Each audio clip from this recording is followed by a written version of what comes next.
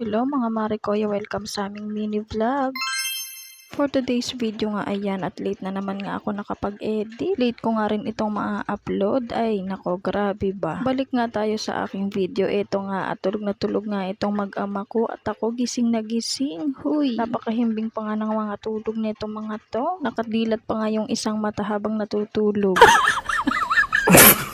At fast forward nga ayan at magtitimpla na nga ako ng aking kape. Kunwari nga ay bagong gising nga ako ng mga oras na to. Huy, mapagpanggap yarn. Charis.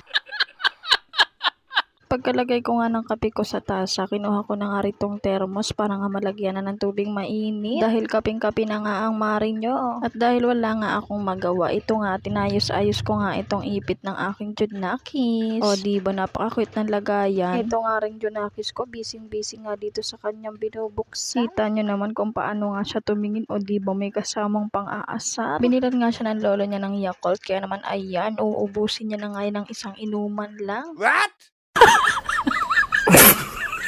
Tinatry ko nga humingi sa kanya pero ayaw nga niyang magbigay. Ito nga pala yung lagayan niya ng mga ipit at order ko nga lang to sa online. O diba, napaka-cute like me.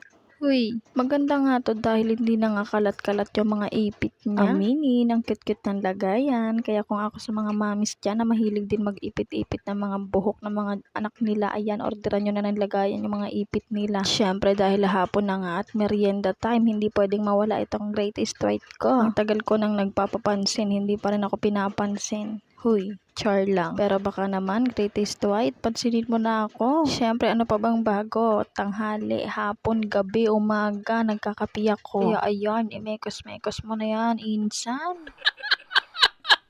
Bago nga ako magkape, inayos ko nga muna tong buhok ko dahil napakagulo na nga. Grabe nga ang pagkabuhol-buhol, tamad magsuklay yarn. Tinakpan ko na nga ang dapat takpan dahil nakakahiya naman sa mga mapuputi ang kili-kili yarn. Baka dahil dito ay mabash ako. Huy, di pa sikat pero nababash na. Flex ko nga lang pala tong DIY fake nails ko. Diba, napakaganda ng kulay. Hindi siya perfect pero para sa akin perfect siya. Wala lang, natripan ko lang maglagay ng ganito-ganito dahil wala, boring ang person. O, diba, nagmamaganda na naman siya, oh. Siyempre, sulitin na nga ang pagpapa-flex-flex ng nails-nails na yan. O, diba, ang daming arte-arte, nagne-nails-nails po, magkakapilang naman.